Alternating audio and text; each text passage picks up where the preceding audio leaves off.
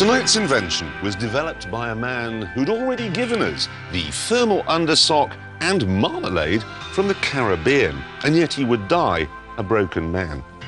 It was exploited by the Nazis, and yet it would help Britain win the war. It brought women out of the kitchen, it made us fat, and without it, I simply wouldn't have a job. So, 3 cheers then for the television.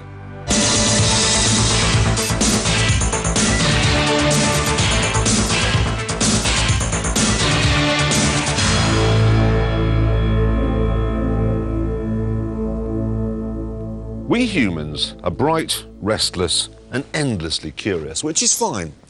But being clever means that we get bored easily. A dog, for instance, is perfectly happy to spend all day sniffing bottoms, whereas I've usually had enough after 1 or 2.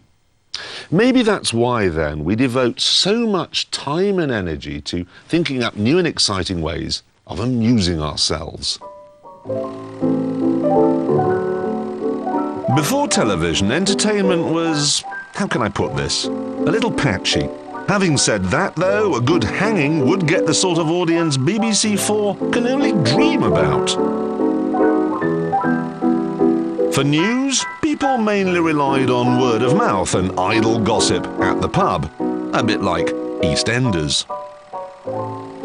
And people would go to the theatre for unadulterated melodrama that preferably ended in a fight, a bit like Soldier Soldier.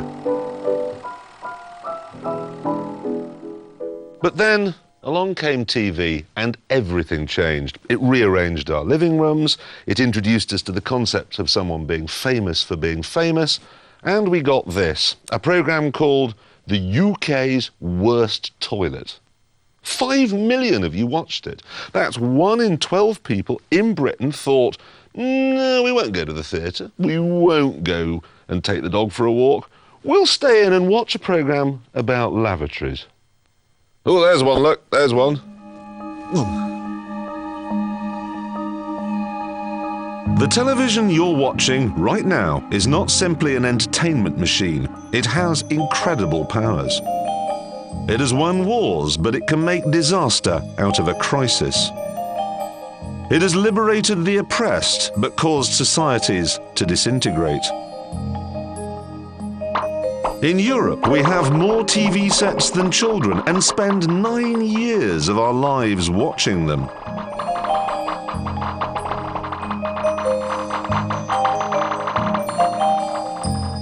The small screen dominates our existence. And that's remarkable for a device that was brought to us by the Scottish inventor of the pneumatic boot and a 14-year-old Mormon from Utah. But before them, it was Italian Guglielmo Marconi who started the ball rolling.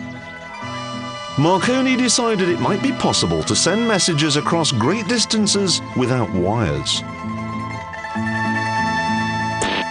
Spurred on by the prospect of serious money, he started work until, in 1895, the breakthrough came.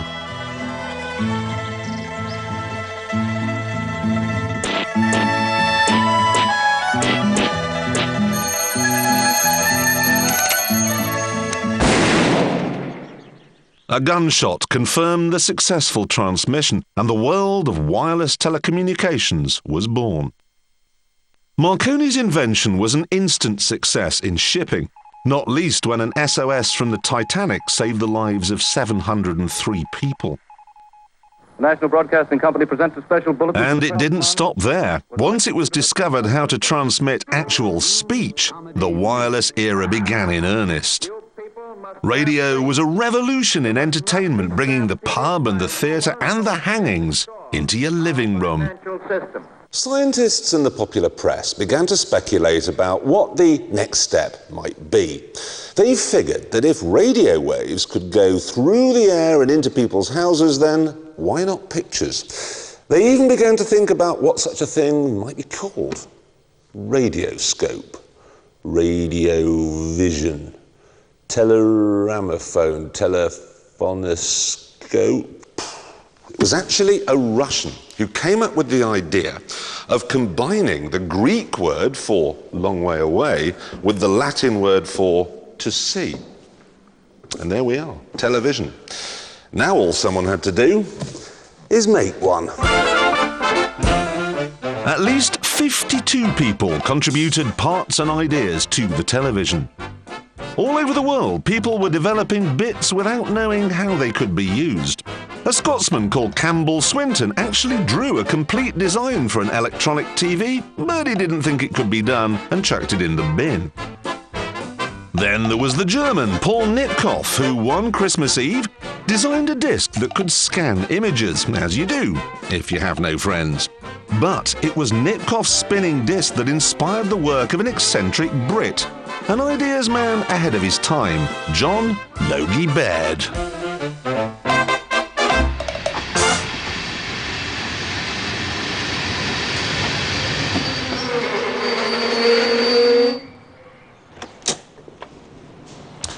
Like most inventors, actually, John Logie Baird was Scottish. But he was a poorly man, constantly in ill health, so he moved to the seaside town of Hastings, here on the south coast.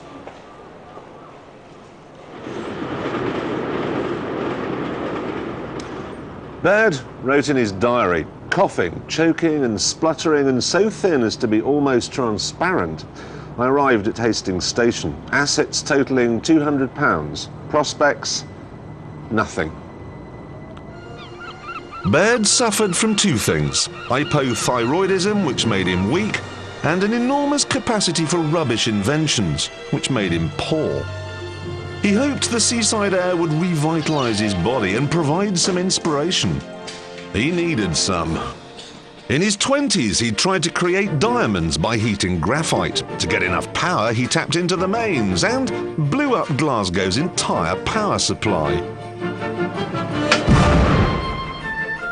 Another bright idea was to design a glass razor. It was completely rust-resistant, which was good, but there were downsides.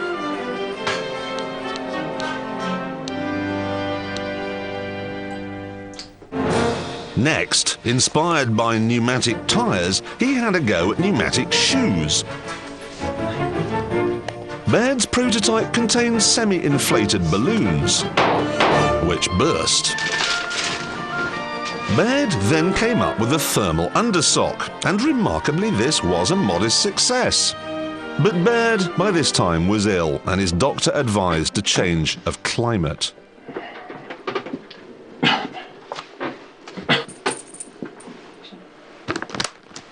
Leaving Glasgow and his girlfriend behind, he headed for Trinidad, where he spent his sock money on marmalade. His plan was to bottle it, export it, make his fortune and marry his girl. But by the time it reached England, his nest egg was full of maggots and had to be destroyed. And to garnish his misfortune with even more misery, his one true love went off and married someone with a proper job.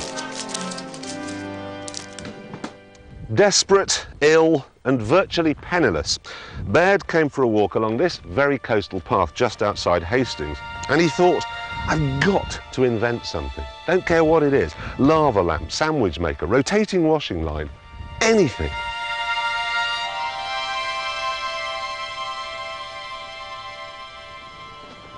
After a while, he thought, wouldn't it be good if instead of just hearing the person on the radio, you could see them as well?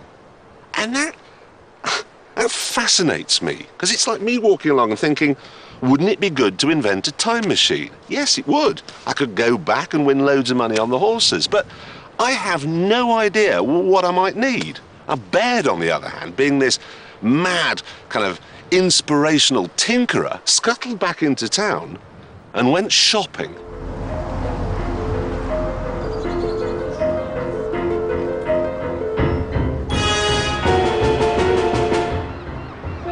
Baird had no money, no lab facilities, no specialist expertise and no experience of electrical engineering.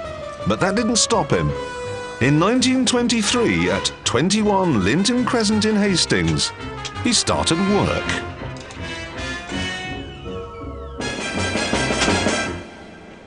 When you see what he collected, it gives you an insight into the magnificently lateral mind of the